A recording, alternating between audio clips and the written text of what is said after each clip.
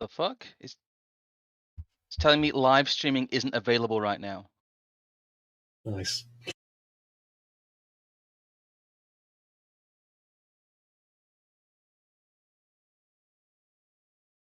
There we go. It's taking us live now. Sorry, Google machine was saying no to us for a second there. But we are now live. Let us know in the chat if you can hear us correctly. That was a strange technical issue, but it wasn't a boomerism. But we've managed it, guys. We are having a recap stream. I think the first recap stream. I'm not sure. Are we actually first? No, somebody called Walrus, who's one of the foreign people that was there, did one with Green River and a couple of other folk, Leo and someone else, earlier on today, I think. But obviously theirs just won't be anywhere near as cool as ours will be, so like, of course ours is the first. It's saying we've gone live, but it's not gone live for me. It still says people are waiting. Yeah, That's bizarre. I haven't refreshed it. It still says waiting. Oh my fucking. Yeah, it still says upcoming for me. What the fuck? Evelyn, can you start the stream on your end? No, I only have the option to end the stream. What the hell? Right, let's tell you what, let me end the stream on this end and then start it and see what that does. No, if you end it, it ends it. So. Alright. That's just bizarre. Yeah. I've never had this issue before.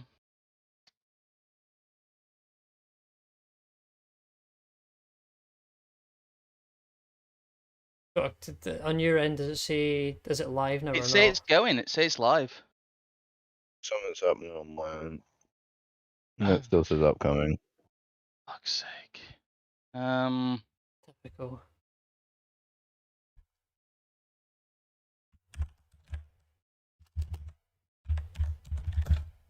If I cut off the OBS stream and start that back up again, will that maybe restart it? Yes, there we go. It's made us live. Hey. Hello, everyone. That was weird. Yeah, we had like a ridiculous. No, not Boomer stream. That was Google's end. It said we were live on the back end, for about a good full 2 minutes before it took us live. So hopefully that's not on the VOD. If it is, I'll just take it off. But yeah, welcome people. Google has finally decided to put us live, so we are now live. Yep. That was a ridiculously stupid fault. This is a useless service. Good lord, that was bad. That's the worst I've seen it for quite a while. But don't worry, guys. You mentioned, well, so we'll re-go over some stuff we did while we were slightly panicking about it going live there. But there has been another recap from Mr. Walrus, you said? Yes, Mr. Walrus and some of the other, as I described them, the foreign folk that were at the event. The European folk. Yes, they are, of course, there, I'm afraid. But no, we need them to make up the numbers, so it's okay for now. But there was an interesting mix of people there, though. Oh no, there always is. For those of you who don't know, I'll just do a very quick intro, letting people know what's going on in case they've been living under a rock, because we have tried to mention this a few times, but this will be a recap of the Scyldings Witan event that took place over the last bank holiday weekend. It was in the Midlands. I don't want to reveal too closely where it is because I've used that venue before. But it went rather well. We all had a lot of fun. You were speaking there. I was speaking there last year, and we will both be in the event book. Yes. Oh dear. I think it's cut off some of our links for some reason. That's bizarre, but it's safety. It's Google's saying that the event site is dangerous. It's not. I don't know why it's flagged up like that. But if you want to buy the event book, ignore Google's safety stuff, because the Scyldings site is completely fine. Well, no, you should actually acknowledge the Google safety warning, because it's basically telling you that the site you're about to enter is based. Are you sure? I tried to make it go. Yeah. The chat's posted a little L emoji. Yeah, I suppose we are somewhat taking up the mantle from what he was going to do last night, which I believe was going to be an event recap. But maybe storyline number one, as you might think of it, as the event Kuf, the overarching sort of narrative Yes. to it all. We should introduce our guests first, though. If you want to quickly introduce yourself, Mr. Goose. Hello, I am Mr. Goose, or Anti-Goose Action. I am basically on Twitter, and that's about it. But you were at the event, and you are a pretty cool guy, so we thought you'd have you on. You're not a. There weren't that many complete spurgs. There was an American who had a bit of a funny turn, but he also seemed they couldn't handle his booze. Interesting. That was a bit of an interesting one, but we'll not cause too much drama. I don't know. Do you want to introduce yourself there as well? I'm not sure what to introduce you as because of your Discord name, but All right. Mostly known as Budding Squall. You'll see me on YouTube as Knight Rider of Albion. I'm one of the moderators for Basket Weavers, and I was the guy at the event with the best mustache. oh yes, of course. This is probably true. Yes, we as you can see on screen, we've had to censor some of the images. We're not quite sure who is and isn't a face fag, to put it in those terms. So I have done some creative censorship there with some of the images. The guy in the back with sunglasses we're talking about off air is someone we dubbed him Matrix Man when he came to one of our No Moss events. I think it was No Moss. Was it No Moss Birmingham he was at? No, he came to the Manchester one. Oh, he was at the Manchester one. Okay. OG, very yeah, I was gonna OG say, of him. he is. Of course, he would be with that kind of fit. Yeah, but he did dress like he was in the Matrix when he came there, so we decided to embrace it. So we call him Matrix Man. But he is there at the back in the original image. He does have like big 90s shades on, so we thought we would retain the aesthetic. Yes. For people are commenting on the photos as well. Depending on how things go, I know he's in the chat. We might have Yasin do a little Yasin's gallery. However, I suppose he could probably, if need be, like give commentary from the chat as we scroll through the images. Yes, he's currently on. He's currently in the pub. He says so. He's I don't know. He might be doing the right thing. That's probably true. I will also get this one up because Welsh Mafia Stronk. That's many people with this much energy doing the player hands all in one place. Watch out, he warned. It's already a little bit blurry because it's a pitch for Polaroid, but I do enjoy the censorship, and there will be a little bit more censorship going forward. Because again, we don't want to like face reveal people by accident, especially when the event itself does have some, let's say, mildly controversial topics. So far as that UO Live from it has been completely memory hold. There wasn't a UO Live. There was never a UO Live at the Scyldings Witan. We will never speak of it again. Well, I'm seeing Yasin in chat saying Welsh Mafia versus Birmingham Mafia. Does this mean we're already at the point where we're gonna have like events casuals fights? It's like people will show up for the next Nomos event, but they'll actually meet in some train station in London 2 hours before for a quick scrap. Possibly, yes. We do have a few people in the chat though, so there are a few people lurking, but we won't be able to go through every speech. First of all, shall we get up the schedule a little bit and give people a little bit of an idea of what the weekend was like and who was speaking? Yeah. No, I think compared to last year, it was slightly less condensed, which I thought was a bit better. And it had to kind of be the case anyway, because there was a bit of a walk between the venue and the lecture hall, yeah. Yeah. Which I suppose it wasn't a killer at the end of the day. And we had refreshments there as well, so if it was one talk to the other, you didn't have to go back to get like a cup of tea or whatever. No bother. No, that's true. No booze during the day, but maybe that was a deliberate strategy. Who knows? Yes. And some people did bravely bring their midday pints with them. I did see that. I noticed a couple of people who had, although they may have been soft drinks, I don't know, but they did have possible midday pints / drinks with them in the lecture hall. I know it was definitely just Diet Coke and a Guinness class. They swear. They do swear. I don't know.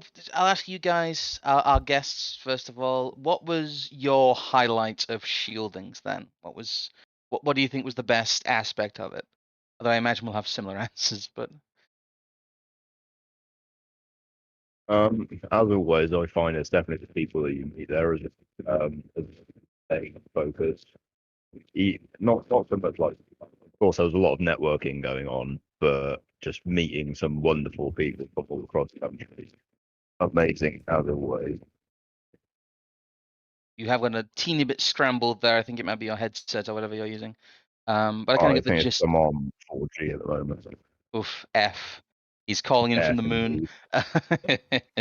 The goose is coming from inside the house. Bonk. Honk. Oh dear, we've caught the the dreaded 4G signal virus. Yeah, But no, for those, somebody's counter EMF in him. The goose is cooked. oh no, your goose it- has been cooked. It's the 5G. It's scrambled his brains. For those of you who couldn't hear Goose properly, he was saying that it's probably my answer, so that's what the cop-out answer. But really, these events are about meeting the people. They're about pressing the flesh, as it were. It's very good to put faces to names, names to faces, blah blah blah, and be able to sit and talk to people. There was very few people you couldn't have a proper conversation with. There was a couple of people I wasn't quite sure about there. I mean, I don't know if I should say or not, but we had Patrick Casey there, who was quite heavily involved in Identity Europa in the US, and I think was the person who kicked Richard Spencer out of it. I don't know. I'm not that high on the deep lore, but I didn't quite know who he was. But I ended up talking to him about glowies and national action, which is quite funny. And he ended up agreeing with me about the British glows before I quite knew who he was. But that was interesting. But yeah, there was a lot of stuff there. There was, I don't know, no, there wasn't. There was probably some kind of agent there of some kind. There has to be in that kind of crowd, but it was Didn't have an obvious Fed this year, though. Last year, we no. definitely had a Guardian journalist. Yes, there was no Fed There was that we could some. detect. I talked to her briefly. Some short, sort of nearly bald woman, and then like her 40. Yeah, short-haired woman. Oh yeah, I remember. She seemed all right when I talked to her briefly. So I talked to her quite at length at one point, and she seems to have the same energy that Matt does. So right, one of these the gays don't want me anymore, folk. basically, yeah, she's somebody who's seen a lot of the stuff around her degrade quite heavily. So she had a decent story for being there, and also she didn't seem to fit in anyway. You know what I mean? So Yeah. it would seem like an odd thing. No, she was good. She seemed to enjoy herself. There was quite a good mix of people there, though. It was largely kind of the male 20 to 35 crowd. You know, it did look like we're about to go and see the Minions. In in some Apart from the ways, people in t-shirts. there was Yes, a couple of. I think the people were better dressed this year than last year, and that might have just been because Cringe Walker wasn't there to bring the entire aggregate down by several levels. We had Zaleski though. Oh no, we did. Well, no, he was we only had Zelensky. he was only Zelensky on the Friday though. And the Sunday, I swear. Yeah, Sunday as well. Ah, right, okay. I'll ask you then, Budding Squaw, because you seem to have slightly better signal. But what was your highlight of the Shieldings weekend? Well, it definitely wasn't getting the lurgy afterwards, as a few of us have found out. Oh, have you got the Shieldings coup? Yeah. Well, I'm on the tail end of it now. That's not so bad. But I think they The call Witan that. whooping cough. I was going to say the Witan variant. yeah, it's very normal con flu, I think. yeah. Maybe being slightly biased, but the biggest standout was Rupert's speech. Definitely not because of me having background involvement in it, but yeah, that was the biggest standout. In terms of how well the content fitted the brief, I suppose. Mm. It was just it was brutal Carl following him after, though, but that side. Well, no, The light afterwards, though, a lot of people have been spying the attack on indigenous people within Europe. Yeah. Yes. Well, no, There's been I was going to say in regards to Rupert August's speech, and this is something I think too. I talked to Radlib and other few people about. There was a lot more, like not necessarily the similar approach to the same ideas, but there was a lot more sort of reference, I think, between individual talks. I mean, I think the book this year will actually be very interesting as a standalone item to read from one end to another. I'm cheating because Yeah. I'm rewriting parts of mine because they link in without me knowing. Yeah, So but I thought I'd make them explicitly link in. When I kept hearing the speeches, I was like, oh god, everyone's going to think I wrote this in like 5 minutes afterwards well, no, because there's so much good stuff. Rupert August was almost an answer to Panama Hat's speech last year. You know, he Yes. you know, essentially crying for some kind of mythos and almost kind of authentic but slightly more esoteric history you can lay I into. don't know if he did or not, but it also felt like it had bits of my speech from last year in. I know, Yeah, I think not an it's the explicit. best natural follow-on, wasn't it? It seemed to be the most fitting for a progression of what Yes, this event 'cause was compared to last year.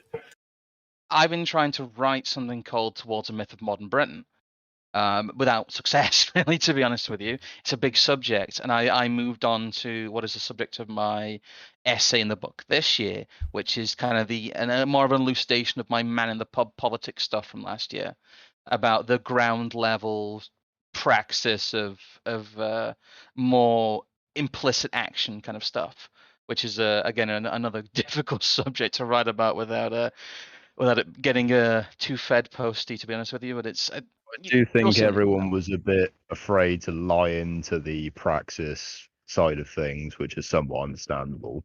Oh, see, yeah. I think in retrospect, I basically cheated because I talked about the two of them, but just called it one of them. But that's what you get to do when you write propaganda. So Yes. I honestly, it's going to be interesting because, like I said, the essay I've written is going to fit in quite well because it is very, very praxis focused. But you're right, it's a hard one to write around with the way it's done. But I felt bad for Rupert. I had to leave. I missed about half a speech because I had horrendous heartburn and I had to go like chug some Oh, man. Gaviscon. So I'm looking forward to reading the essay of that. I sat there as long as I could, but I just sat there suffering for like the first half hour of that. So I had to quickly run back to the cloakroom, pick up our bags, and then chug some Gaviscon after our rather hearty meals that weekend. no, So What's I'm happening to the videos of all these speeches? there's a DVD I believe you can buy. I don't know. I would kind of also like possibly. no, I don't know if there is a DVD on it. I might have imagined that one. What are else? I mean, am I going to get a copy of my speech, or can I at least get like the audio or something? I got links last year, a kind of a private upload of mine, but I didn't want to use it because the recording wasn't the best, to be honest. Fair enough. No, if the audio of mine's all right, I might add it to because I think I might put mine up at some point as a paid thing on the Substack as a little experiment, and I'll add the audio in as well as a sort of extra bonus for people that do actually go for it. Shall we start maybe going in depth with some of the more talks on the weekend? Because there was, of course, the headline act on. We've not really talked about the theme of the event yet, which we probably should do before we go into depth for anything. That's true. The theme of this year's event was Logos versus Praxis, which I get where they're coming from with that, but it also sounds a bit dense and gay. Dense and gay. Also, I always read Logos as logos in my head. Yeah. Which I think most people would do.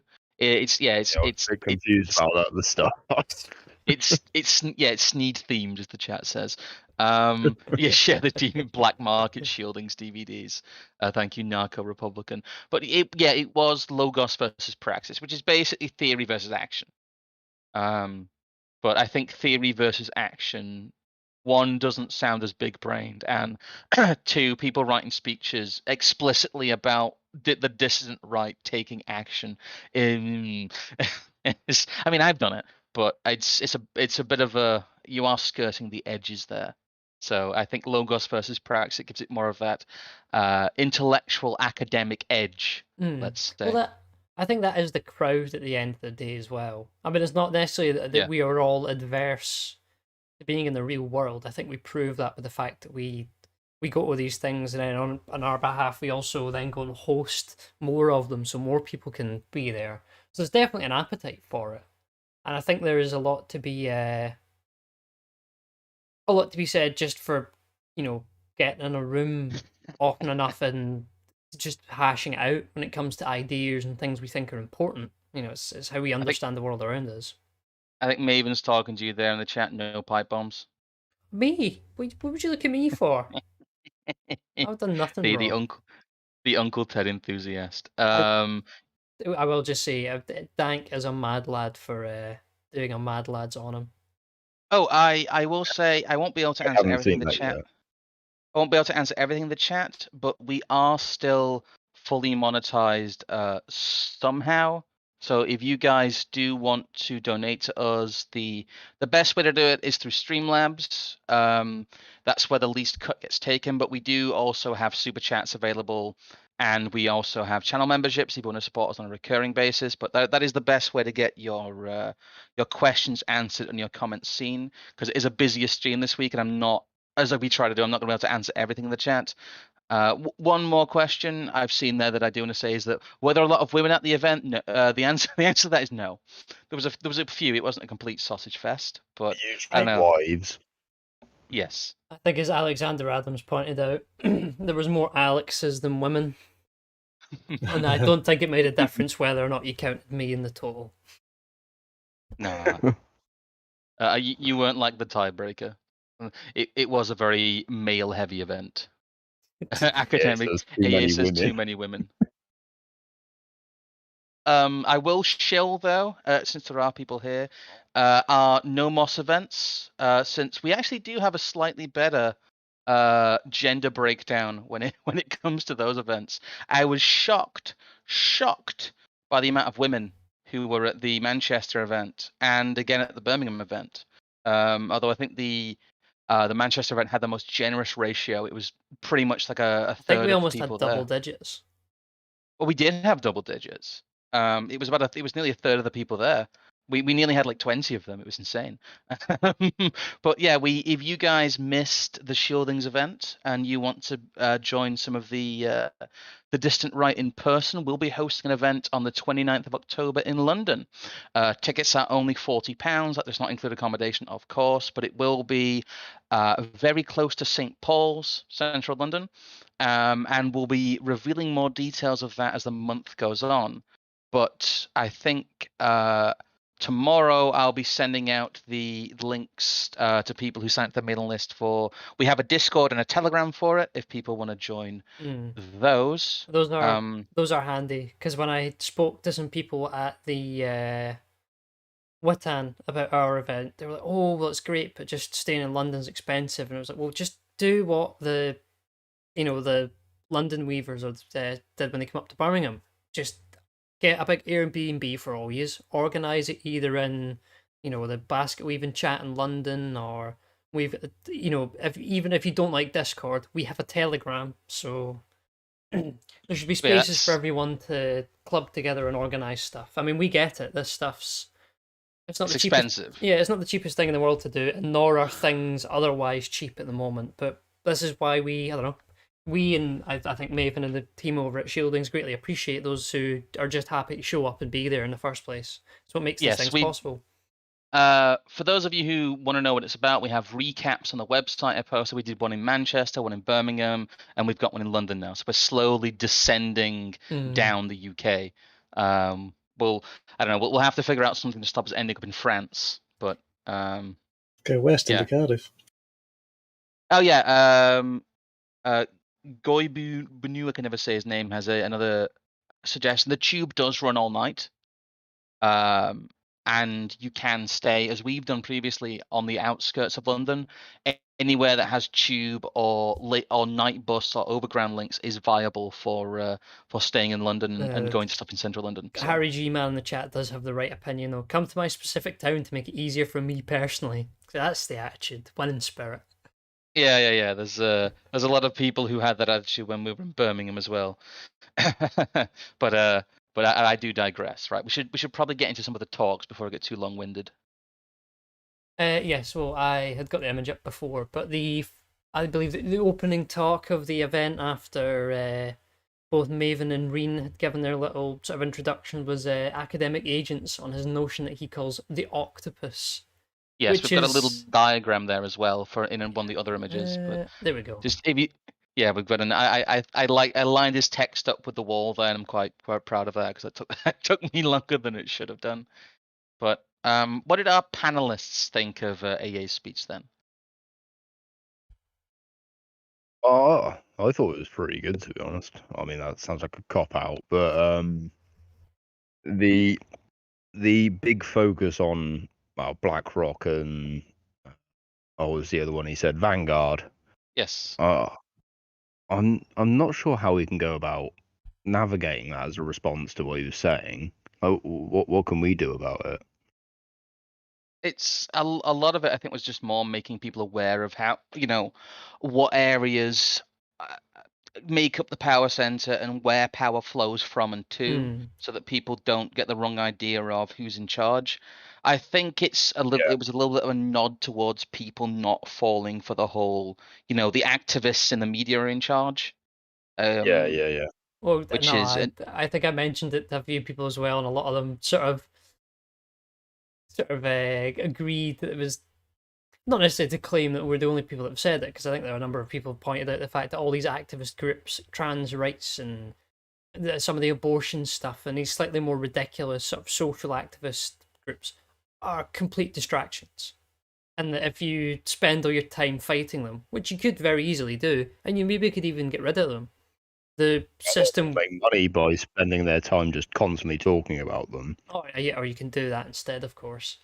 we're not referencing anyone in particular. It's okay. No, not at all. I don't know.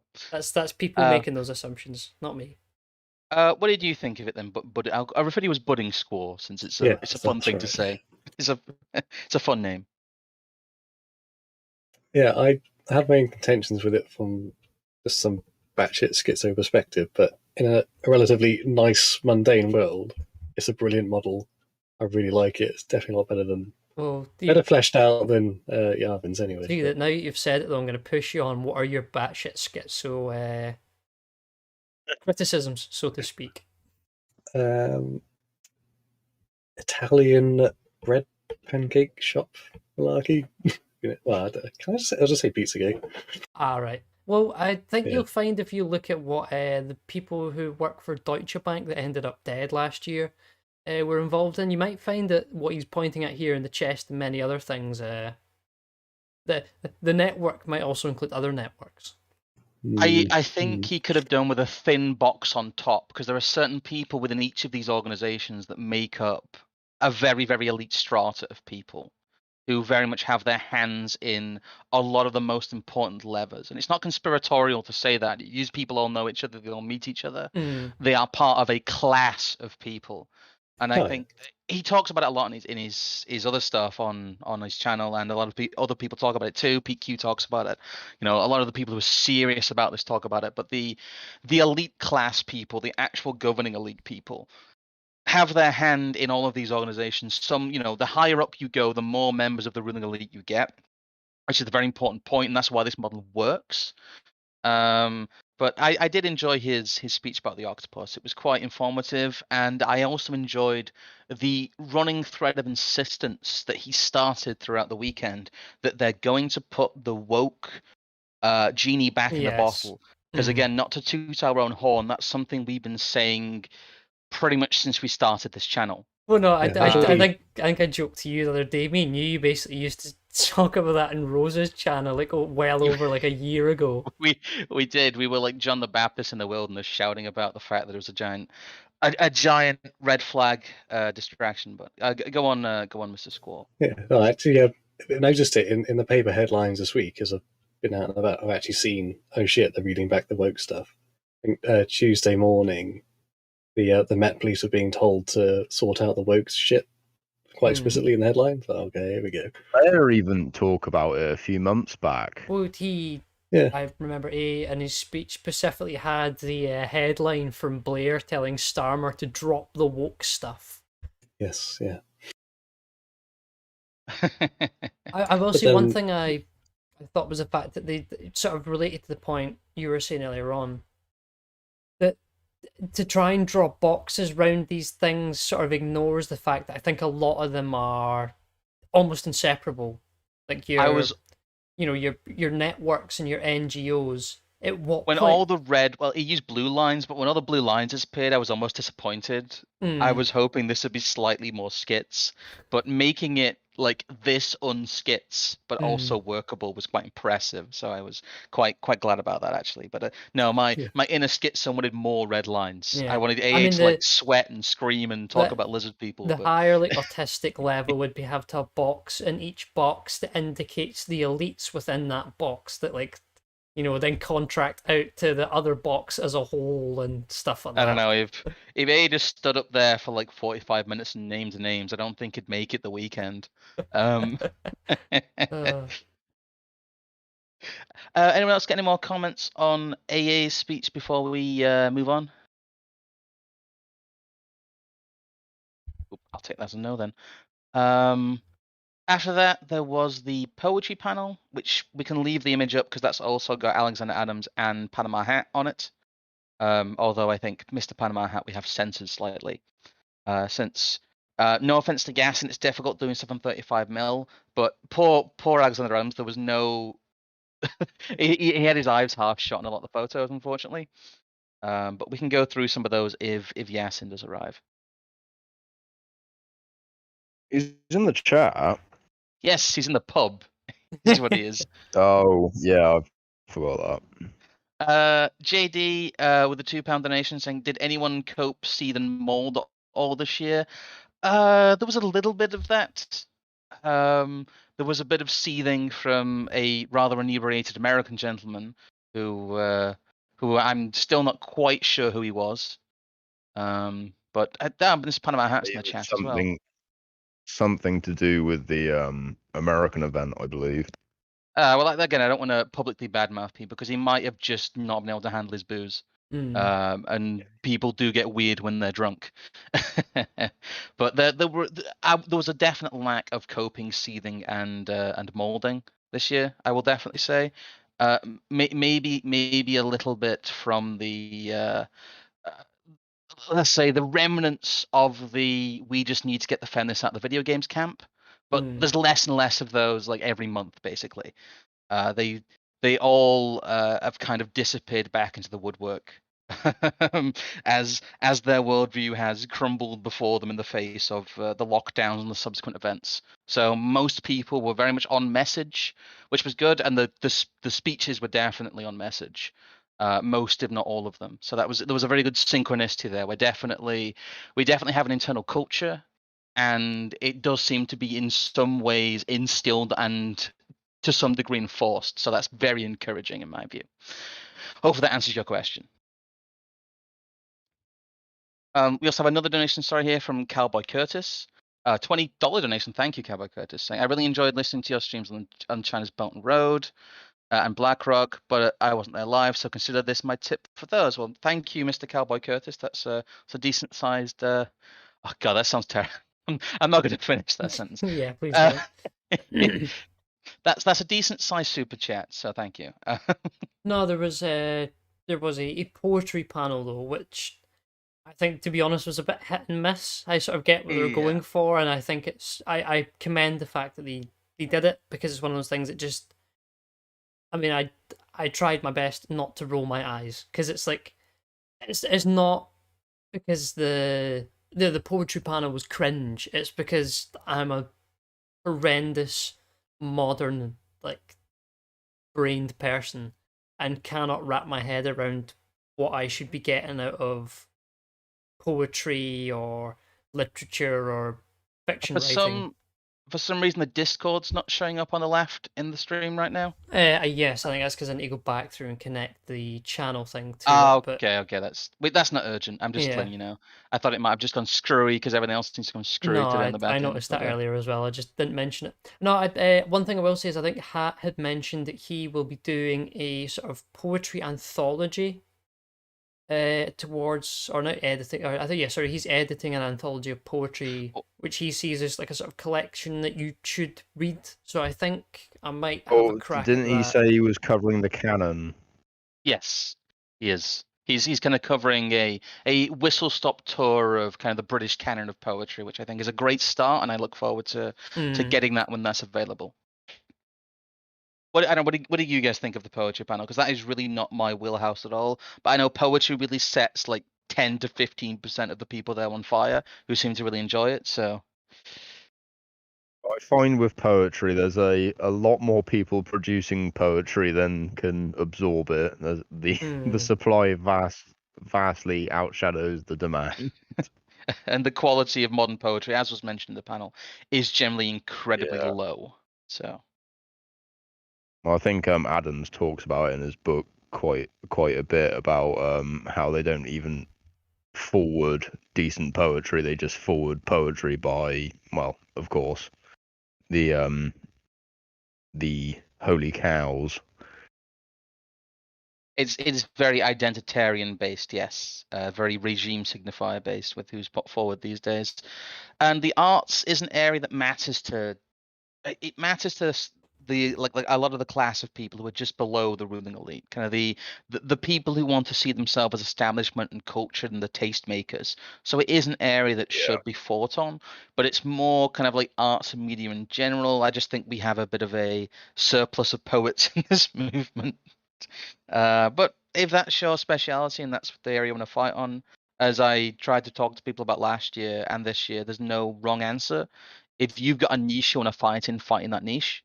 And if that's the ground that you know, and if that's the battlefield that you're most best equipped to deal with, go for it. Because the left, the establishment, the managerialists, whatever you want to call them, they fight on all fronts all the time. So there really is no wrong answer to where you want to spend your energies if you think that can be productive. Well, that almost sounds like a fantastic segue into my speech. Well, we can do your speech when it comes up in the order. I'm just trying to work out which one's next, actually, because I'm not sure. Right. Yeah, there was the Dan Tub. Not really much to say about that, I'm afraid. I don't have images for those, but we can go back to the thing now. Cool. I'll interject with an actual pro poetry stance. I appreciated the panel being there. I've been warming up to it, but I think we need to. There's a lot of theatre poetry being made, a lot of poetry in general, but we need to do the same thing with that as we're doing in general, which is condensing it into a high quality institution, as it were. Which I guess, having those five guys on the panel kind of leads to it. There's a lot of pretty good low key entertainment in that panel as well, but it was a pretty good panel. I definitely find there's a big barrier to entry for poetry. It's it's like trying to understand certain works of classical music coming from a modern lens. You're just not gonna. Well, so that kind of was stuck in mind, but then I asked Mr. Adams about this as well. I remember the works of Samuel Coleridge back in the Georgian times, and he's basically writing pleb poetry, and it's being very well loved, and it kind of linked back into what Sargon ended up talking about. And that didn't explicitly state it, but there is essentially a need for not only just a typical high culture art circuit, but also a folk-centered one, so folk songs and pleb poetry, basically. So you gotta do stuff that speaks to both, the upper echelons and the lowest rungs, because I don't know, peasants. lacking nicer terms for it, but you kind of get what I mean. Yeah, you need to have media for all audiences, or you need to have art for all audiences. And yeah, I agree with you. Grugs and Chaz, don't worry about the midwits. Well, still, it's I appreciate the point. You've got to speak to the man of race, wherever he may be. We'll try and keep this. I don't want to talk at length about every speech really. We'll try and keep it a bit more whistle stop tour here. And like I said, when we get to Alexander Adams, we'll put the poetry panel image up, because none of the images turned out that great, which is the curse of 35mm, I suppose. But there was Dan Tubb, Death of Money. Honestly didn't like that speech. I'm just gonna go out and say it. That was a bad speech. Yeah, no, I think if you're a complete illiterate when it comes to economics, there was probably a lot of stuff in that you'd have been, wow, thanks for breaking that down for me. But no offense to him, but subjects about, fractional reserve banking, artificial credit expansions in the business cycle, which he didn't even really fully go into in theory, which I think would have even been a nice thing just to show, like, well, here's the literature as well. So I think that's an important part of it as well sometimes. And I then also, yeah, there was also a bit of an angle of finance manager crypto bro to it, which a is little bit. very 2019 at this point. And that I Feel understand that that that's his bit. point of view, but it does, with the way that things are going, it did kind of rub me the wrong way that some of it was not good advice to people. No, possibly not. But also just the crowd. I mean, the people in that crowd, for the vast majority of them, are maybe not all economists by any means, Yeah. but I think probably about a good third, maybe nearly even a half of them, are familiar at least with Austrian economics enough to have a basic understanding of what's going on. Yes, it wasn't okay. I'd say it wasn't a bad speech, but a lot of the conclusions I feel were not appropriate for 2022. They are something that people were told and kind of eased into back in like 2017 to 2018. If you watch kind of the economics era of AA, I felt like I'd entered a time machine and was it's fair enough. It's not 2015 content, but it is 2018 content. And as good as it may be, maybe some people in the audience thought it was great because they weren't acquainted with that stuff. But for me, it was a little bit, it had some of the bad conclusions that the people who've worked in finance have, and I don't trust city people. I'm Well, sorry. yeah, Anyone because who's worked in the city is generally not capable of being your friend. well, no, that's. I mean, because they all think it's. I mean, he's gone and said that the chat. I was going to say it's the policy people. It's the folk at this investment bank or that investment bank. But that's really not where they place their anger. He sort of seemed to place all his issues not with something like BlackRock or these massive funds that we've talked about, and he talked about in his speech. Instead, he pointed at the central banks and politicians. And I think we are long past, especially the vast majority of us now, are sort of seen. I've looked past individual politicians as even really a factor in the whole Yeah. equation. They are merely just a lubricant with which the system fucks you. Well, yeah, it's focusing too much on like raw capital and actual numbers rather than like who knows who and what they can do with it. Well, that's the thing about BlackRock. Once you know who Larry Fink is, you know who his friends are, you know what jobs he was given by the people who he's still friendly with now, and the positions of power those people have. It's like, well, the whole public-private sort of distinction becomes completely useless. You're much better looking at it as sort of loose factions of people that seem to have roughly connecting agendas, and that's Was not it this. AA who was saying about how BlackRock still had control within the American government even during Trump's Oh yeah, it was the Yes. presidency? it was the fact that the people that were going to be Fink's picks ended up just being there anyway, whether or not Trump got in. It was Mm, the basic thing was it had become an all think shortlist Yeah. before Yeah. Trump entered office. But yeah, there was some stuff in there I don't want to harp on too much because it was actually quite well presented. But I don't think it came to the right conclusions in many Yeah. areas. But And then I'll there move on. was Alexander So, Adams's. before I move on, do any of our guests have anything else to say about that speech? Or no. Well, he gave a little bit of sensible advice at the end about diversifying assets, but that's about it. Yeah. That's just sensible. the next speech, though, and again we'll leave the poetry panel up because he's in the center there, was from Mr. Alexander Adams, which was Reactionary Praxis, Inventing Tradition, which I always enjoy Alexander Adams' speeches. I will say he did speak at our Nomos event in Birmingham. I consider him, a kind of a friend of the channel and a friend of Nomos and a friend of ours. But he's somebody who's very good at speaking. He links his points together well. I always enjoy when he speaks, and this was no exception. So. No, I mean, Alexander Adams is one of those people where it's again when it comes a bit to the poetry stuff when he talks about art and sort of the inside art kind of aspect of it. You just kind of like listen because it's like, well, I don't really know how this works. I suppose he's probably got some useful things to say. I do like his whole thing about essentially suggesting to someone at a speech where he was discussing how to be an artist, and the person said, "Well, how can I be a full-time artist?" They basically told them, "You don't. You Yeah. shouldn't be one." I think If as you're well. asking that question, Yeah, no, exactly. Before it disappears as well, I'll read a chat from Fez, who was also at the event. Great to see you all at the Witan. Looking forward to Non-Lost London, as are we. Hope you can join us for the Cathedral Club in Soho on Saturday, November 26th. That is on the list of things to show at the end. We were going to show that, but yes, there is an event semi-regular in London called the Cathedral. I think we've sent that out on our mailing list before, but we went to one of those evenings. It was very good. We enjoyed it immensely. Me, you, Jess, and Panama Hat were there, so that was quite a nice, quite a raucous evening. But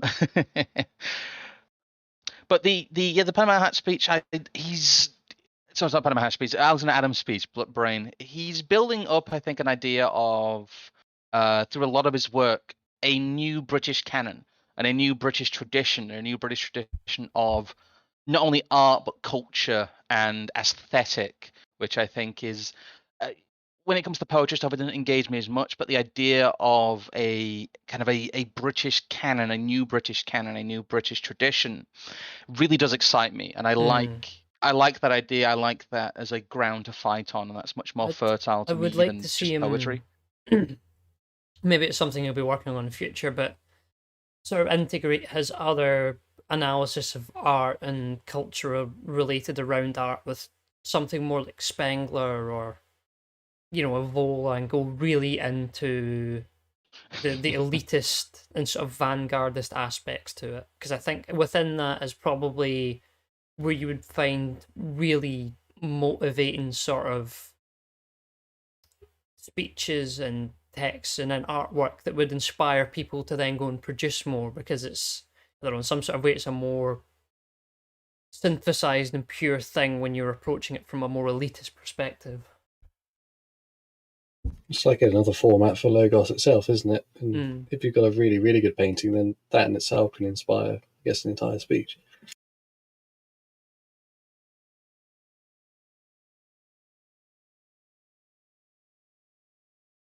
We run out of our bucket of art commentary then. It was obviously a very shallow one. Well, his speech followed nicely from the last Nomos one. He was basically on about setting up a separate art circuit. Yeah, he was talking about salon culture there. I do like the fact as well that as I said before, not only at the events themselves, but across the events, as people are involved in different ones, there is almost like a sort of canon you could begin to follow of like, Yes. these ideas from this talk at this event build onto the next one, and so on and so forth. I mean, I think I've done that with some of my stuff without even really meaning it. I don't quite think it's just how it's ended up. I suppose that's what you get when you sort of deal with and develop through ideas kind of one at a time. You will take the best bits from the stuff you've read before and take it forward into the stuff that you're engaging with now and seeing what does and doesn't fit. I was going to say something there, but I had a big sneeze. Apologies for the dead air while I had a horrendous sneezing fit. But it's important. Like I said, it's important stuff. I don't really have a lot to say about it because honestly, go and read the essay if you buy the book. It was a very complete speech.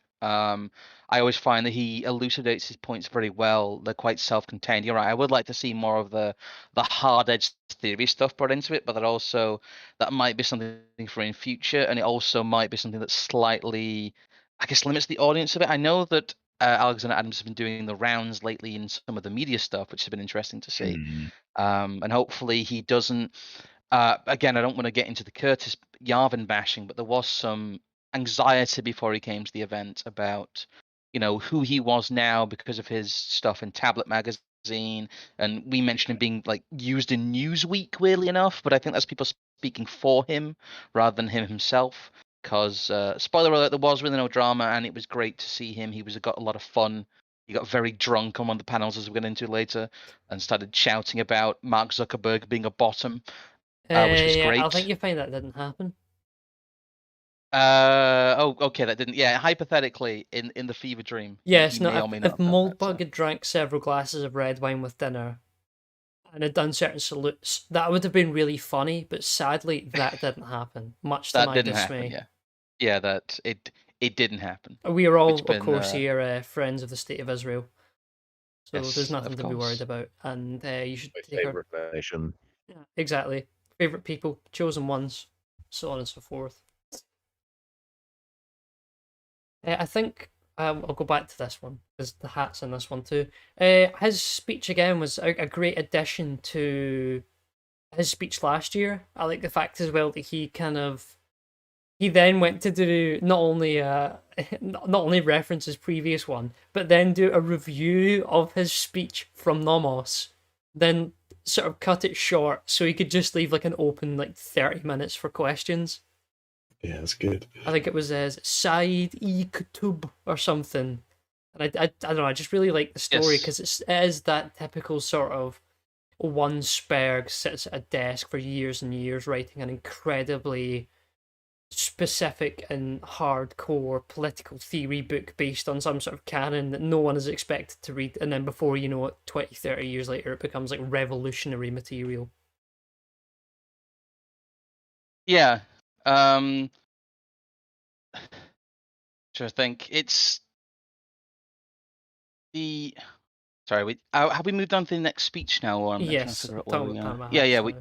talking about Panama Hat speech there. Brain. Sorry. It was a very good speech because it kind of forms a partnership with some of the other stuff. Like you talked about the Rupert August speech near the end. And his was very much about kind of a bit more praxis based, and there was a bit of an interplay there again with the essay that I've written, which is kind of mind without a body, body without a mind stuff. It's you can't have one without the other, and you have to have praxis to have logos. So you have to have logos to have praxis, but your logos doesn't mean anything without praxis, and I think that was a very good elucidation Oh yeah, of that. there was a great thing in one of the Hopper essays I read in stream at one point where he goes in the difference between handwork and mundwork, and he's talking about that you need the physical experience of dealing with something before you can engage in the mental sort of technique of measuring it or analyzing it. It must it must first exist and exist in your hands in a way that you can observe and manipulate it. It's similar to that kind of concept. Okay. Again, it's I don't know. I don't want to detail too many people. But you've got the kind of heavily censored, slightly blurry picture there, and that's really the best we can show. I know a lot of people are very uncomfortable about themselves being online in general. In fact, it might be best if we I don't know. I'm getting a couple of not to.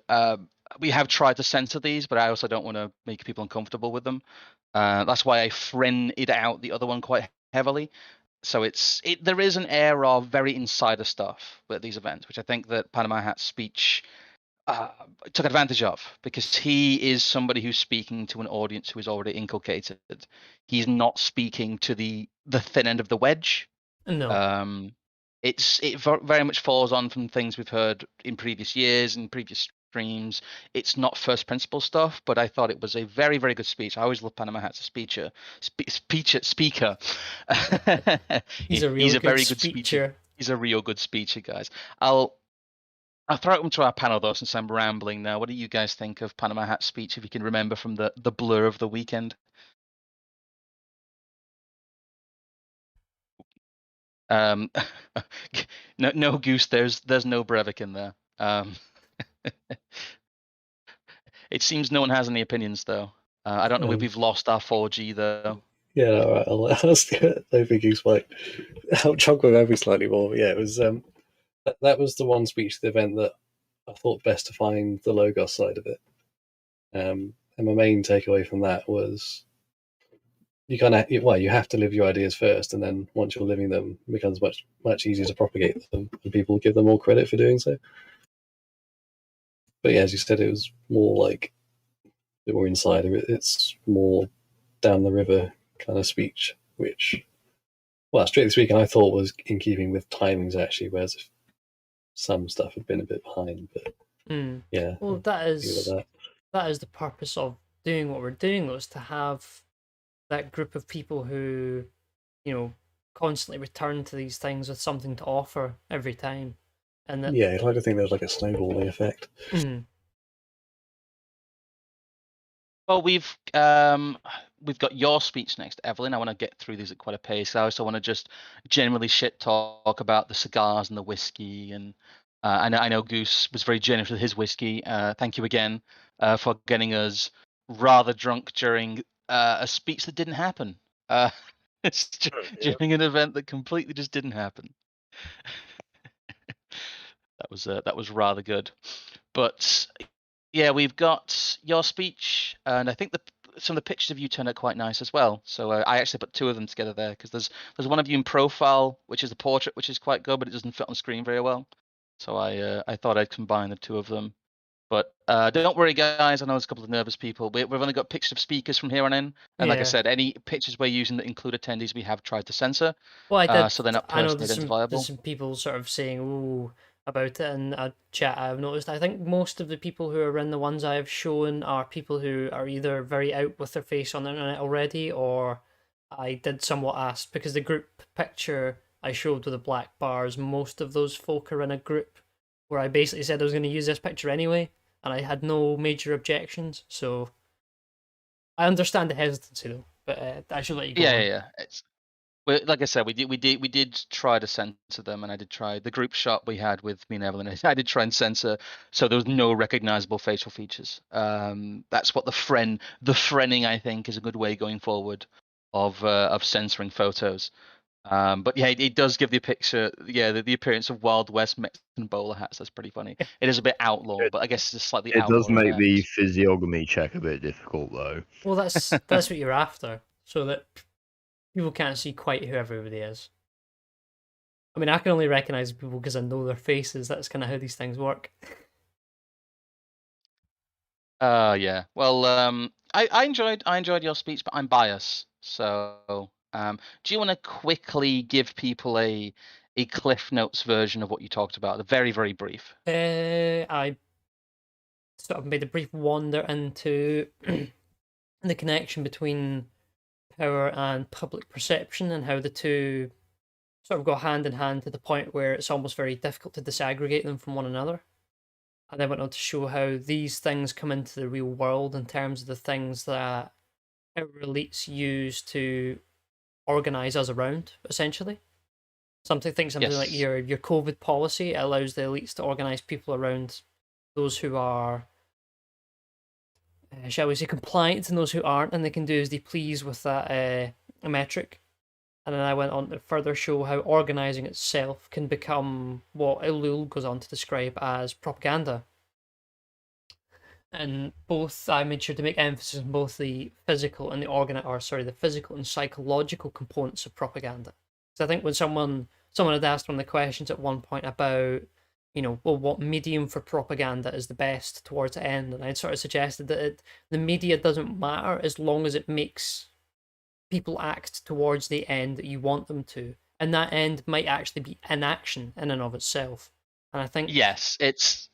I mean, I suppose I kind of had a number of people. But I missed that part. Yeah, no, I think I had a number of people who sort of said to me, sort of either during the Q&A or afterwards, that it was very informative, and I think I somewhat take that as a sign, as a fact that they had a lot to possibly take in, and I might have. There was a lot to process. It was a very dense speech. However, I did also have people sort of, when I was messaging in other places the other day, say it was one of the ones they sat and talked for basically all evening after. So I thought, do you know what, that's exactly what I'm after. What's that one question you got? The guy asked whether it was moral. Oh no, yeah, he did ask, is propaganda ethical? And I sort of did just turn around and say, I want to win. That was there was the hand-wringing question of, can we really do propaganda, guys? Is it really, should we really be doing this? And that was referenced, I think, I will 3 also, times in yeah, Yarvin's speech. I will also There's get this image up, which is one Oh, of the that's a great pieces I image. used in the speech, and I'm very glad that this got the laugh I was after, because I took quite a while to make it. Tom Hadler in chat. There's always a small contingent of people who are surprised that yes, that picture is actually you with the Pinochet hat. The Pinochet hat, it obviously is photoshopped on, although there is a picture of you with one at Mises, I believe. But yeah, Yes. Evelyn, that Evelyn does actually look like that. I know some people are quite shocked to find out sometimes, but that is Evelyn. So that is her. Well, no, She do be tall and blonde though. I will. I'll just ignore what you're saying, and I'll add one last maybe insight towards my speech. Was I talked about Mao and how he approached propaganda and his big emphasis on education, and not just education, but educating children. And then who came along in Britain in the 1990s and said we should all send our kids to a higher level of education? Big I think it was Fez, actually, because I did say during the talk that I can't think of a name insidious enough for this poster. And he came up to me afterwards and did, I think, suggest something along the lines of things can only get better. It's got just the reeve blasting in the distance over the Chinese countryside. Things can only get better, but in like a Chinese version, with like traditional Chinese in Gwing Xiao Yu with like a kodo playing it. No, that's a Japanese instrument, but you know what I mean. Live from the opium den. I don't know. You've got a chance here to roast Evelyn though. So what do you guys think of the speech? Do not hold back your criticisms if you have any. Oop. I suppose there are. I'm really suffering severe brain fog from the whole weekend, but I think that was entirely alcohol related. There was a lot of alcohol that went on. I will say we could probably take a break to talk about some of the socializing, because there was some people who stayed up all night. AA being 2 of them. I had my go at that as well on the Saturday mind. Some people were up to like 7. Yeah, they were. Some people had to take a nap in my room. I wonder who could have done that. They checked out of their room and then suffered the consequences of checking out too early.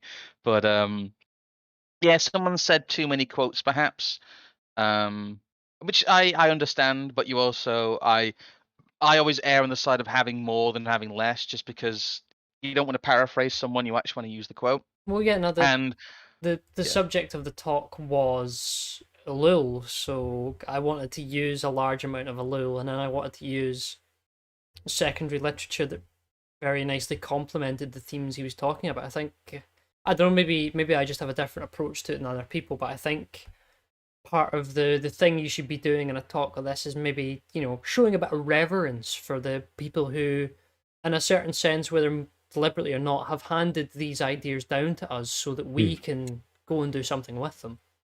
Also, hello, not Swallows in the chat there. It was nice seeing you at the event too. Indeed.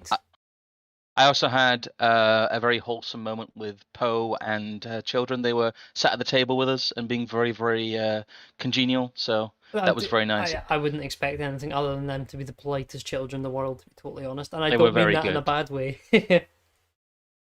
It was very, very sweet. But there was a decent amount of wholesomeness all weekend, to be honest. It was just like you said. It was just Live nice. under the stairs as well. How do you think they end up so polite? Oh no, they're not wizards though. Fate worse than death. Yeah, the quotes were good. They were very valuable. It took until like the last quarter for the speech to pick up, but when all that context set in, it worked really well. And well, compared to a certain other speech the following day, your use of quotes was about as good as it gets. It was easy to follow while you were talking. That's what I like to hear. I understand the criticism though it was quite quote heavy, but I suppose that's like a preference thing. Yes. And I guess that's just your style of speaking. But you, as you said in your speech, ended up as the warm-up act for Tablet Magazine's Curtis Yarvin, I believe you called him. Yes, I did.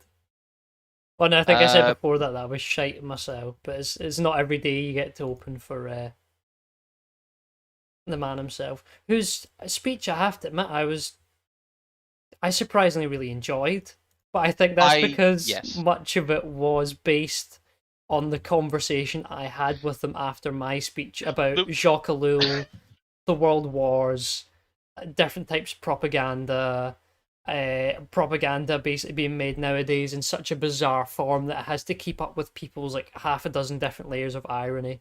I also like the fact that towards the end he talked about how like what was it? One of his kids was at some summer school thing, and they were talking about one of the most eventful. What's the most eventful thing that's happened to you this summer? And he was saying the fact he get kicked off of Roblox for making anti-LGBTQ sentiments. Yeah. He made fun of the rainbow people and got banned from Roblox. He got oofed. I didn't get the opportunity, but I really did want to ask him. Is racist Minecraft videos the new blue jeans? I don't know. I can only imagine his shock, but that's a slightly Prison Planet point there, which is funny. Yasin is correct. The silhouette is it's a fantastic framing you've got going on there. I wonder what skilled man behind the camera could have done that. I will say a big thank you to the organizers, to Maven and Andrew. And I will also say a big thank you to Yasin. I know. Who else was organizing? Because I know that I've forgotten your name. I'm sorry. The guy who was manning the Imperium Press book stall also helped organize too. There were a few. Sorry. Plantagenet and Reen. Yes. Yeah. Yes. Plantagenet, Reen, and Maven. And Yasin was Mr. Photo Guy. So thank you very much, you guys, for pulling this off. I know it must have been very difficult.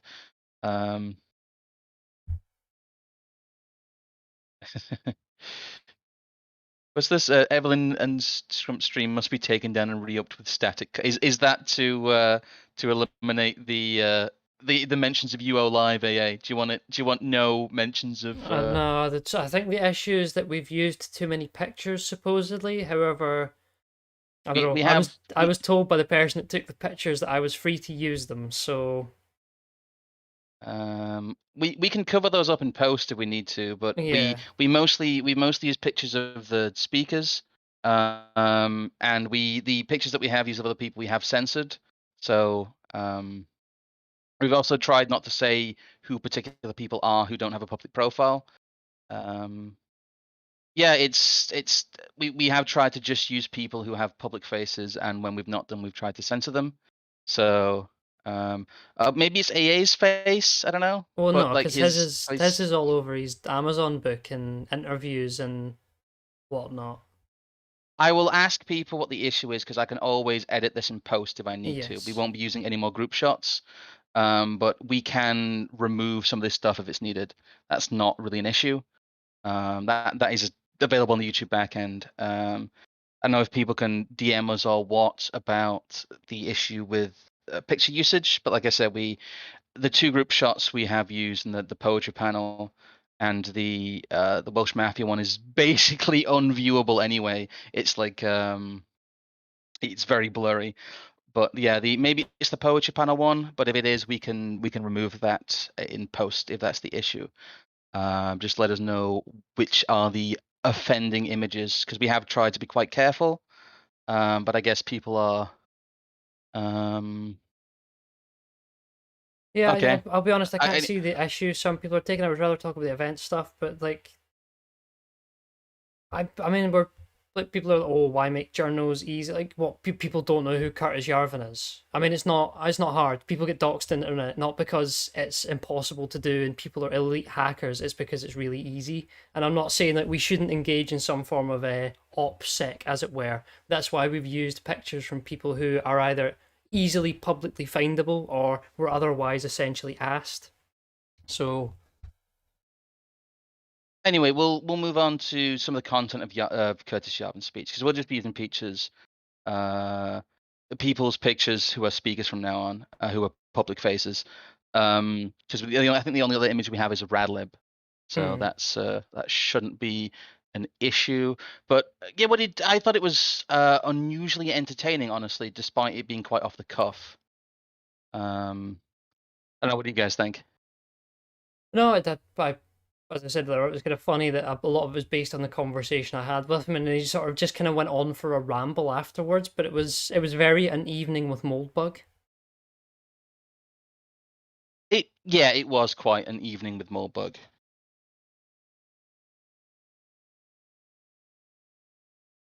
It was very An Evening with Moldbug in terms of like he needed like a brick wall behind him, Yeah. basically. And what is the deal with the cathedral? Like, what is it with elves?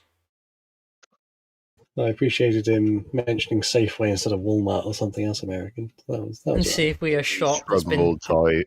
there's been dead in the UK for like the last decade at least. Oh God, yeah. Well, Safeway was more of a thing in the US, I suppose. But yeah, Curtis Seinfeld.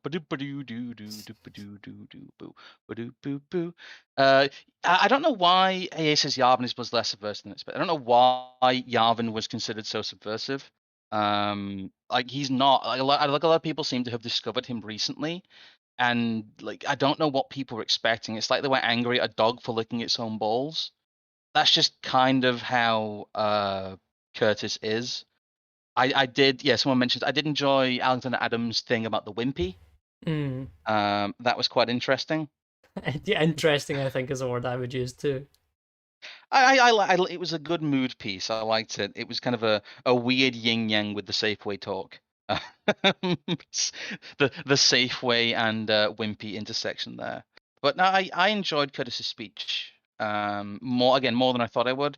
Again, there's been a lot of mold bug bashing, but he at his best is always entertaining. He's a good speaker. He was a very personable attendee.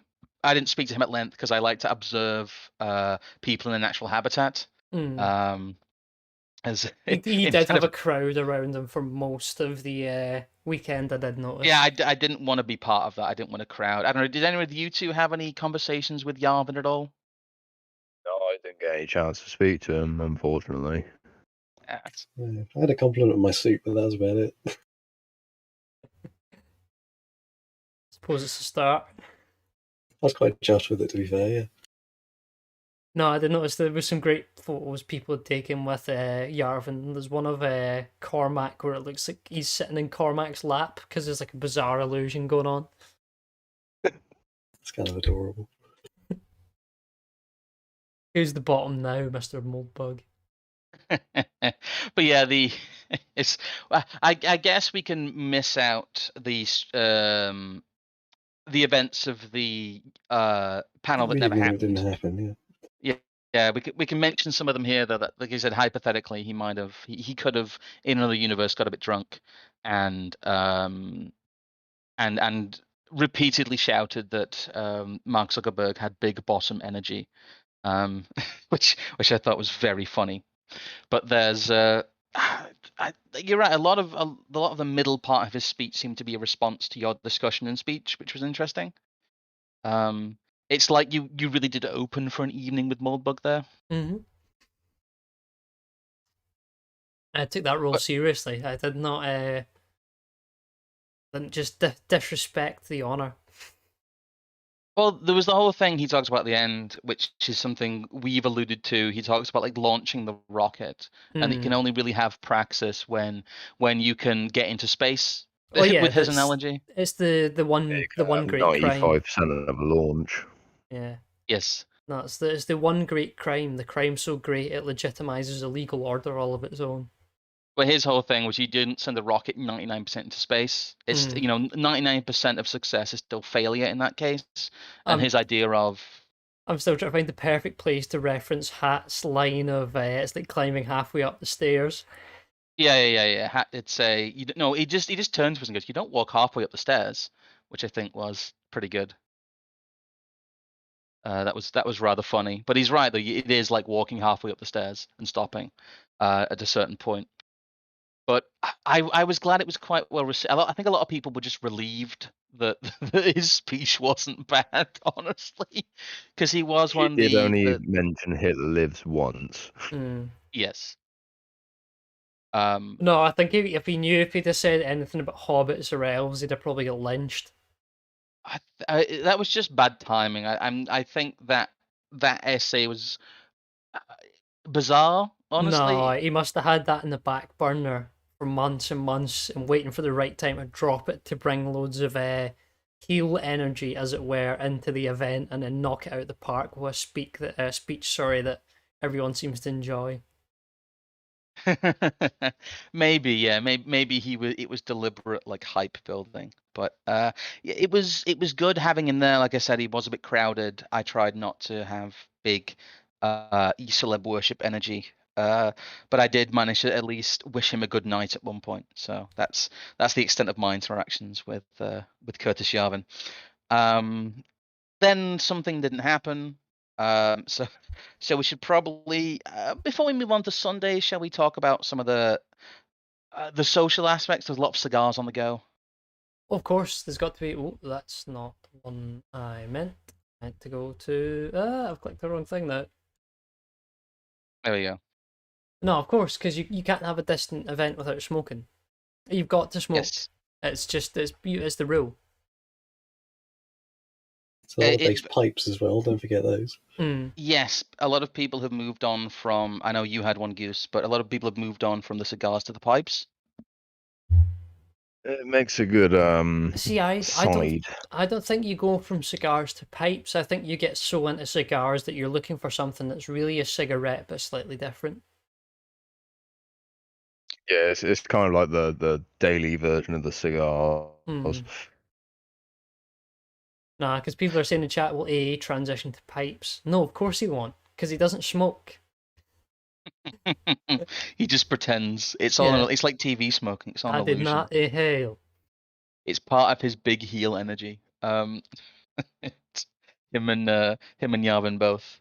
I can't even light one. Yeah, that's true. A lot of people asking about the booze. The booze was a bit expensive. It wasn't the best selection. There was proper beer on tap. There was Star Peronin. We had a few of the Purity Brewery ones, which are okay. They're not the best. They're kind of mid real ale stuff. The Guinness seemed okay, but it was a bit expensive. And they did. I've never honestly seen a hotel get up, like an event center get upset about people having their own booze. But we were outside and told we couldn't drink our own whiskey, which was a bit annoying. Because generally that's fine in places like that, or at least they kind of ignore it. But no, you ignore them. I was going to say I'm getting called out there because he's saying Evelyn trying and failing to do an Evelyn woe. See, I did it. I've done it a number of times. It wasn't until I realized what I was doing normally. You know, just like holding a cigar inside your mouth without your hand. That's all it was. Yeah, I did choose the wrong cigar to do it with though, because those Gurkhas are huge. I did not have the gum to fit big. it, like in the side of my teeth. Sorry. Anyway, I'll let you go on, Goose. Sorry, what was I saying? I thought you were going to go on to something. I think I interrupted you. Oh no. You mainly talking about pipes not being they kind of complement each other. But there's just big letters of "you failed." Yeah.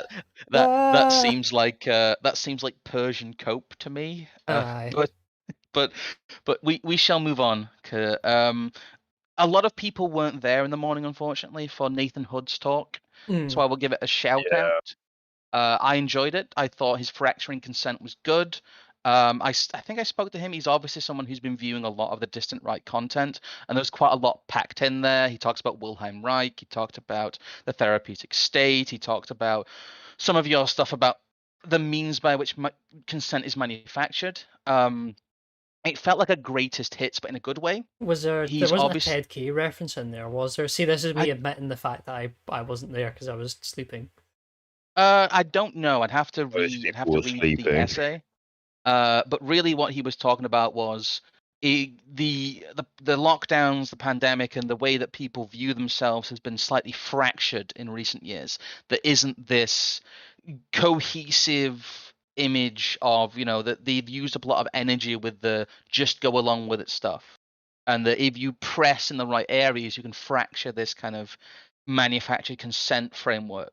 and that was the thrust of what his idea of what the praxis from the theory could be. But he did go into, like I said, it was very good him bringing up people like Wilhelm Reich, him bringing out him being so influential in especially the West German psychological establishment. He brought up Theodor Adorno, the authoritarian personality type. It's all stuff that we've researched in the last couple of years. But it's stuff a lot of people haven't encountered fully before, and I thought it was a very, very good overview of the therapeutic state, of kind of societal consent, and of some practical ways to think about it and work around it. I very much enjoyed Nathan Hood's speech. Don't worry, we don't have an image of you. We have tried to be careful with that, but I was saying Nathan Hood uses his face on the bloody YouTube comments. That's how I know he him. does. Yeah. I'm aware of that. I'm joking, but he I think he did well, and it's a shame more people weren't there. But he got the dreaded early Sunday spot that I got last year, because I was at 9 a.m. on Sunday last year, which was rather taxing, not just on the audience but on me, because I hadn't been drunk, but I was a little bit ill that weekend. I didn't. A lot of the chat's still talking about the cigar wrought trick, but I think Nathan did well for being in essentially what is the equivalent of the graveyard slot. Yes. There was a better turnout than last year for that slot. Yes, I think that's because they put it at 10 rather than 9. Some people just didn't get to bed. Yeah. Well, a lot of people didn't wake up till like after lunch. See, I just got betrayed. I had so much energy, and I was like good to like well into 6 in the morning. Thought, right, I'll go in, I'll get a quick shower, pack my stuff in my case, check out, get an early breakfast. There for breakfast like 7:10. Start eating breakfast, loads of sausages and eggs, and a cup of tea, and get most of it down me. And then just like as soon as the food hit my stomach, I just started to like nearly fall asleep. Oh, damn. I only did 2 hours of sleep though, and then was up that next day till like 1 in the morning anyway. You didn't do too badly. I thought you did pretty well. Next, I have a couple of good images for this, and he does. Again, we can use these because Clauson did use his face during the interview and stuff. But the Clausington speech, which I will admit I didn't quite understand a lot of it. I'd like to maybe reread it. I'm not quite sure, and a lot of the audience wasn't quite sure what was going on, to be honest. I was very confused throughout all of that. He did point a lot at the map, and it's just that image of him with like the pure soy point image. I like some of the Nick Land energy stuff. I was hoping it'd be a bit more skits in places. I don't know. I also made a meme about it in which he talks about the historic locations and personalities of the original settlers of the US, but in my conception, most of those people aren't really there anymore. The US map looks less like a Northumberland, Scotch Irish, blah blah blah. South of England, north of England. It's more like a series of Merrimut memes. But that was my critique of the speech in terms of the content I didn't understand.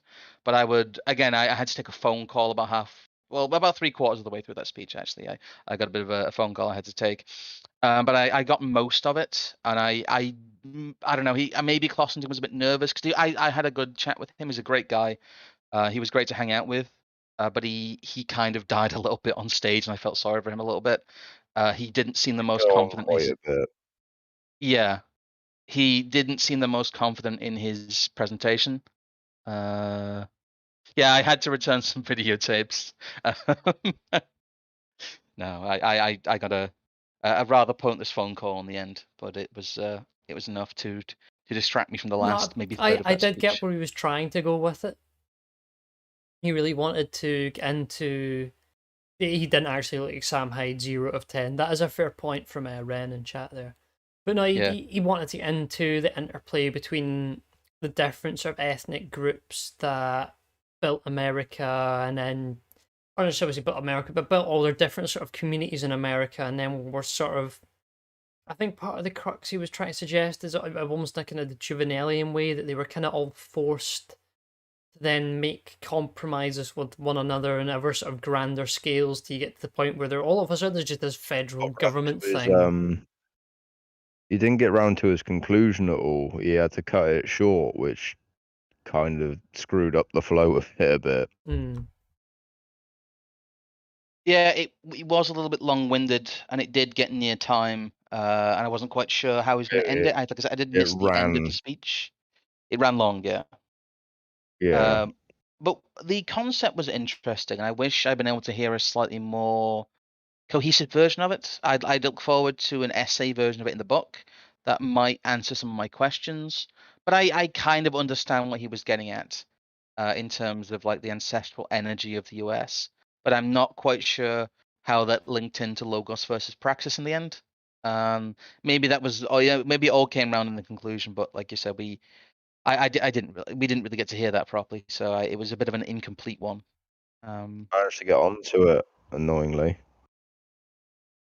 You had to cut it like 20 minutes of the speech short. F's in the chat for Clausington. Yeah, big F. But he had his explanation of the exit mechanism was quite interesting. Because it's like it's not really something I consider so much here in the UK. I guess partly because of how the housing market now works. But other than seeing, I guess mainly Londoners this past couple of years exiting London and going elsewhere in the country, that's the only other time I've seen it occur. But his explanation in the US that, well, essentially suburbs become these safe havens that ends up allowing this kind of balanced ecosystem to exist around cities was really quite interesting. Again, it would be nice if we'd able to expand on it. The city structure of the US is completely different to here. It's very odd. Yeah. Yes, it is, but that's mostly a product of like mid to late 20th century zoning laws. It also allows the hives of scum and villainy to exist. Really, I would say a counterpoint to what he said about that was it acts as like a press release valve, and it keeps the show going when it really shouldn't anymore. Yeah.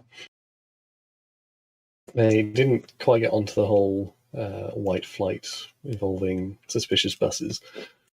That, and I think he did use the term swarthy a number of times, though. Yeah. He did. There was a lot of use of the word swarthy. But after lunch, we had Radical Liberation, which was I don't want to shit on you at all, Evelyn, but honestly, for me, that was probably the best speech of the weekend. Mostly because I'd read your speech before, but I'd probably agree. I've really enjoyed Radical Liberation's Vanguard of Christendom, because it filled a void, and it's something I've been hoping someone more skilled than me would write for many years. Really, and it was excellent. I will say it was very outwardly Christian without being off-putting, because I find there's a lot of people who don't know how to make that work for a non-Christian or at least non-denominational audience. His history of the church stuff in there, and how basically it's spread as an out-group without power to getting into power as a pattern for a group that is dissident in some way to find a pathway, was very interesting. I also thought he balanced the utilitarian need for it with the need for genuine faith. He was very upfront about the need for the genuine belief, and the fact that it wasn't just the utility of it. Really, you ultimately have to have genuine belief for all of this to take hold. You can't do it cynically. His stuff about martyrdom, he worked that in very well. Yes. That it was an exceptional speech. And I don't know. I'll let you guys talk about it. I could ramble on about it for ages, but I will say it's an essay I'm looking forward to rereading. Well, for the benefit of everyone that might have just missed it, he was referencing a book for a lot of the speech, and that book was The Rise of Christianity, How the Obscure Marginal Jesus Movement Became the Dominant Religious Force in the Western World in a Few Centuries, written by Rodney Stark. I'll put that in the chat. Please do. That's a book worth following up. Yes, that is one of the major things he referenced. Thank you for bringing that up. is there? I don't know. Is there any other things in there? It was quite a dense speech as well, and I'm probably missing something. But his general conclusions and his general examples were just well formatted. Well, it was a And very nice worked example of the one thing everyone wants to know, which is how do we do it? And I think part of his conclusion, which maybe he or not sorry, part of the thing I think he could have also put in his conclusion slightly would have been, that these opportunities only really come across in times of crisis, and that was what really allowed, as he described, the sort of vanguard for Christendom to arise within the Roman state was constant crisis of disease. Maybe we can take the yes, opportunity of the crisis of disease that is now, and through the very same mechanisms of being a tight-knit group with a singular canon that venerates its martyrs, that maybe we can do something with ourselves. Who knows? Yeah, exactly. That's pretty well put. as good of a speech it was, I don't actually have too much to say about it. I don't want to ruin it for people who are hoping to read it in its entirety. And again, the reason that we try to release, or everyone tries to release, as little as possible without making it impenetrable from these events, is because you kind of need to be there. It really is about the in-person aspect of the event. And I just think he really nailed the idea of the example of the rise of the Christian. He unashamedly used the word cult a lot in its proper Yes, context. I rather And enjoyed that. like I said, to give he used the term cult and martyr properly. So that's Well, that was a step above a lot of other stuff I've well, heard. that was something we discussed that with Millennial Woes a while back in our Purposes of the Distant Right stream, where I think I said at one point in the stream that we are effectively a cult, and the way that society is so sort of exclusionary that once you decide you're not part of it, you're already designating yourself as almost part of an in-group by being part of what they would recognize as the out-group. So you're already sort of self-identifying as something. Once you throw on the top that we have our own ideas that are in their most basic form an opposite of what you see in front of you in the real world, and in their higher form in terms of original concepts and faiths and all sorts of other things, that we really do operate as a cult. We don't say what we're not. We're not a cult, which is the main difference. And I think that's the one thing people maybe get confused with, and I think that's why Woes wasn't too happy with it, because I think he possibly had connotations that because it's a cult, it's seedy and weird. There's cult in its proper context, and there's cult in its colloquial modern context. He was using the technical term, which is fine. Yeah. Just yeah, he expanded it really well for like most of the speech, setting it up, and then going to down with actually using the correct definition. That's well done. Does anyone else have anything to say about that before we move on? Because we're getting a little bit short on time now. Oh, right. Well, Well, I think we'll move on. We already talked about Rupert August's talk, I think, quite a bit for the start, and then we can just briefly go over it again for people Fair who enough. weren't here. I don't remember. It was very good about kind of a myth of modern Britain, about the idea of the British Logos, specifically British action in that context, what can be done. It was actually quite a practical speech for its kind of lofty goals and lofty rhetoric, and some of it. I thought there was a good mix of it there. Again, I was quite aggrieved to miss the last bit of it, so I'm very much looking forward to reading it as an essay. But it did answer a lot of the stuff that I'd called for in my speech in the previous year. And it had a lot of the energy, I think, that needs to be there when you're talking about a specifically British myth and a specifically British mindset. I very much enjoyed what I managed to catch, and like I said, very well done. I look forward to reading its entirety. Is there anyone else? Yeah, so small critique was some statements in it I felt like needed a stronger delivery, but by and large, the main point I took away from it, are 2 points. So, following on from last year's main hiccup of like the specificity of religion to follow, remembering Lambda's speech about like doesn't give a toss about what kind of Christian you are as long as we're following the core of it. the Arthurian stuff as it's been coming up, and as I've been enjoying following studies of the past 6 months, and everyone else picking up on it, seems to just skirt straight over that issue. And because it's mythology, it doesn't even matter like what denomination you follow, because it's so correct and true to like our British character. That comes first, and this feels like a much more productive thing to be following in detail. Yes, it is. It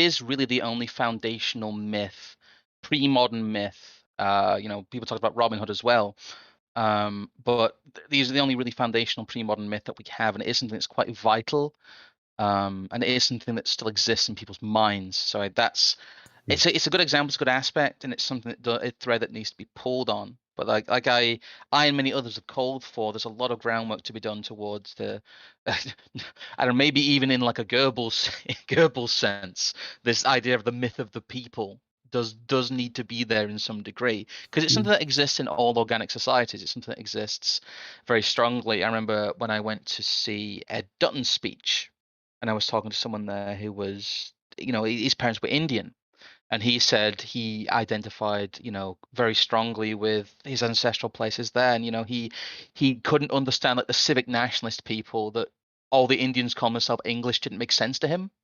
It's like, no, I'm Indian. I went up I've taken on pilgrimages. I went up to a mountain, to my ancestral shrines, and I felt something. I'm not of this land, and I'm comfortable with that. And that was a very, very good conversation I had, because he got it. God, was It's he from very like rare. the 18th century or something like that? But basically, yes, or at least his mindset seems to have been, because he very much managed to not uproot himself whilst also working here in Britain. But yeah, Incredibly based Pajit. he was like the idea of, because I made the Fight Club, sticking your feathers up your butt does not make you a chicken reference, and he was just laughing at that, and he was like, yeah, it's I don't understand all these Indian people LARPing as British people, because they're essentially just abandoning who they are.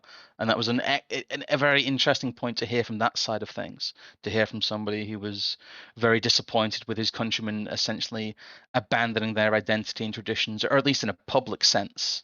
I know there's a lot of group loyalty there in some ways in the upper echelons, but the people talk about certain questions, but people sleep on the Brahmin, Yeah.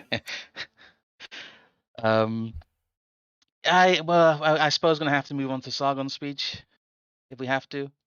um, I'm not honestly quite sure how to approach this, because I didn't feel it was particularly cohesive. I felt like he needed to add on maybe another 10 minutes, knocking down some actual like hard statements about what he's trying to state. Otherwise, it felt like an appropriate fitting end to it, but it was really hard hitting with that pretty heart wrenching Saxon poetry. It was also, I know he sat down for the speech. He was the only person apart from the panels to sit down, because he was a bit hanging. He was a bit suffering, to be honest, with the long drinking weekend. But I felt it was quite low energy. We could have done with something a bit more rousing to end on. I was just ripped apart. He was very casual about how he presented it. I mean, it was okay. Yeah, it almost felt like a telling off. It did tell off at one point. Yeah, it felt like we're in the headmaster's office and he had a headache and he was sick of our shit. Yeah, it was the most black pill talk, which is bizarre, because I'm always accused by certain people of being very black pilled on certain things.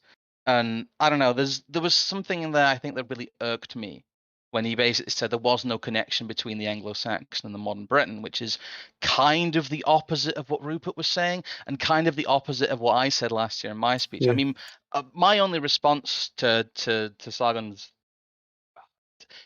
kind of okay speech, a little bit rambling, but I don't know. Like I said, I don't really have much to say about it, because I don't think there was much cohesive there. Yeah, I mean, I didn't quite get what the crux of it was. It was that we should use postmodernism against postmodernists, which I don't think it really works like that, because you don't have power, and that was what I tried to ask him during the Q&A, where he was, we're going to use this UN standard for whatever you self-identify as is the way that you define your identity. And so, well, that's all very well and good if you're from like Mozambique and the UN supports your government or the IMF or the World Bank or something like that. But if you're just a white person in England, how do you then get to say who is or isn't English, really, if it's all subjective? A lot of the stuff we heard dealt with. Sorry, again. Yeah, we've literally just seen the BBC basically saying there's no such thing as indigenous people within Europe apart from the Sami or something from Scandinavia. Mm. So they've basically already shat on that point. It's the idea of fitting ourselves into the identity politics framework and self-identifying as native English people, which isn't going to work. Because, like you They're said, not going to let it happen. yeah, you end up with, this is how you end up with the new, was it the new Germans, which is the cover of that Time magazine. If anyone can self-identify and there is no proper gatekeeping mechanism, and there is, I get the point that race and racial distinctions are at some points arbitrary, but you become sovereign by making the exceptions there.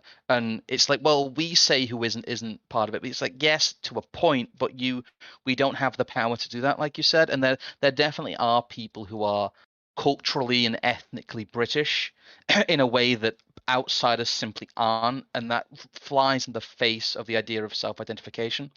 Don't forget spiritual racism as well. Yes, there is. There's the idea of the spirit and stuff like that. But my response really was in my speech last year, in which I say, in terms of the English identity, we have one that is very cohesive. In terms of the way he sees of self, the rights of the Englishman to build a shelter, till the earth, raise a family as he sees fit, defend his property, praise his God, and be unmolested by those who consider themselves his betters, goes back before Locke's homesteading principle and into the mists of Albion. And I like the way that thread was pulled on in Rupert's speech and other people's speeches, but I just think that's my response. There is this very clear, when you go down to the pub and you talk to people about what it means to them to be proper English people, have a proper idea of what being English is, and basically maybe not in those terms, that's what they'll tell you. And that there is this unbroken thread still alive. There, the Anglo-Saxon is still sleeping, as it were, and his idea was that really that he's gone, that none of these people still exist, and that really we just have to LARP as native English people until it becomes true. And that's the point I really could not agree on. It doesn't make sense within the framework. There was a lot of the feminists have taken over Lord of the Rings. There was a lot of I mean he's maybe gone from giving the best speech of 2015 to giving the best speech of 2016 or 2017, but it still feels very far behind the curve. And I don't, like I said, there needed to be a bit more of a conclusion in there to bring it all together. As disjointed as I felt Clausington's was at times, it honestly just felt like he was dying on stage. I'm sorry, Clausington, but it was interesting. It was something I wasn't expecting. It had some meme value, and I would like to know what he was trying to get out of that. But I just, again, maybe that's the point. Maybe it needs to be rewritten. Maybe it works better as an essay, but I'm just not quite sure what the judgment and conclusion was in Sargon's talk there. I had the impression that he was expecting there to be more rousing, inspiring speeches throughout the day that would have got us all maybe a bit too fired up. And he was there to be the serious dad figure that would have been like... The radicalizer. Yeah, like, don't go run off and do something stupid now. Be careful and think about what you're doing. And I appreciated that serious note, which I thought was actually complimented by him sitting at a desk, but massively overdid it. Far too much. I don't know. I feel like he needs to have a better grasp of some of the theory and literature that the group at Scyldings ingests. Because but he was also being sort of contrary to the elitist notion, wasn't he? He basically outright said, stop being stuck up, being so focused on elite stuff. Remember all the little people involved and kind of be a bit populist about it. Well, but he basically said that those little people, they don't have a proper identity of being British, and that there is no real feeling of Britishness anymore. And I just don't feel that that is a useful sentiment. I also don't think Yeah. it's true. That was ultimately my takeaway from it, in that it was a bit scattered. But what I did understand, I didn't know if it was fully formed or if I fully agree with it. But I don't want to go in, because there's a lot. I know there's a lot last year and there's some this year. There's the tendency of these circles to be very, very Sargon bullying. I don't want to seem like I'm just jumping in and trying to give his speech a good kicking, because I'm not. There's sparks of things in there. There's bits of points in there, but it's very self-identifies British and get the feminists out of Lord of the Rings. That's all I took away from it.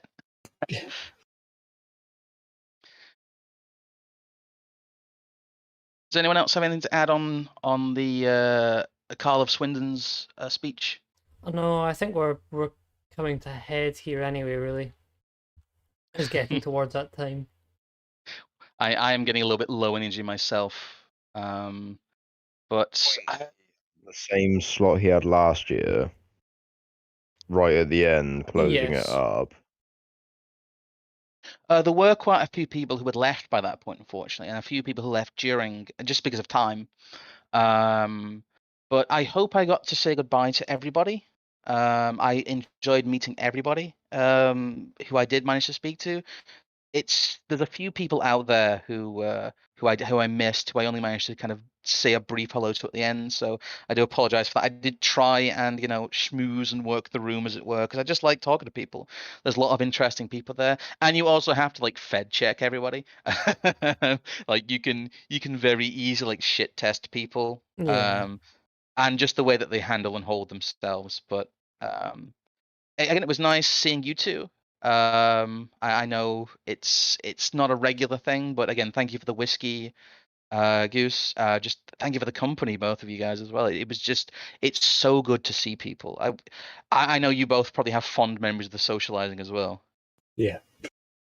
The Sunday after most people left, that was incredibly cozy. We went for The a peruse Brazilian around place. Oh no, yes. on sorry, not the Sunday, the Monday. We went round right. the castle. That was pretty cozy. Oh, we had to miss that, unfortunately. We had trains to catch, Yeah, which were all yeah. cancelled in the end. Then we did. Oh yeah, on the Sunday evening, we actually went for there's about more than 30 of us who went for Brazilian barbecue. That was quite decent. It was like I was quite impressed with that, 36 yeah. or something in total. Yes. And I felt bad for getting 2 beers and 2 cocktails, because a lot of people, we ended up splitting it between all of us, and a lot of people were trying to be cheap and didn't get any drinks. So joke's on you. I had a caipirinha and a pina colada. Although the caipirinha wasn't that great, to be fair, but the pina colada was good. Unfortunately, the best booze I had all weekend, but they were 15 quid each. Oh God. No, they were 12. Sorry, they're £12 each, and they weren't even massive cocktails. The northerner in me is you can get pitchers and Weatherspoons for that, but that's not the end of there. I'm calling it now. We're heading off because I've run out of energy. I'm done. I think we all are. No. Yes, I was just rounding out there really with the weekend stuff. Thank you guys for coming. Yeah, thanks for having us. Yes. Yes, we'll try and give some updates. I think I'll send out an email either tomorrow or over the weekend about Nomos and some of the stuff about that in terms of more practical details, and also our communication platforms. I'll try and make sure everyone on the mailing list. Tomorrow afternoon's a good shout. It might be payday for some folk. Yes, I will send that out tomorrow afternoon, because you're probably right about that. Since everyone's got paid, I've noticed a few more sales on that, so thank you guys. There are a lot of tickets still for sale, but like I said, we haven't really revealed all the details yet, and I'm hoping that does increase. As always, we have our regular streams on Thursdays. Sometimes we try and do them on Mondays, but we try and be here every week about 8:30 now. We've moved it up a bit since 9's a bit brutal here in the UK. Thank you guys for coming. Thank you to everyone who we met at the event. Thank you to all the speakers. Thanks to all the organizers. And yeah, it was a good weekend. I hope to have more of them. I hope to see more of you at Nomos London on the 29th. Next year's. Yes, well on next year's. So I'll say goodbye from me. And goodbye. Goodbye. Right. Right, we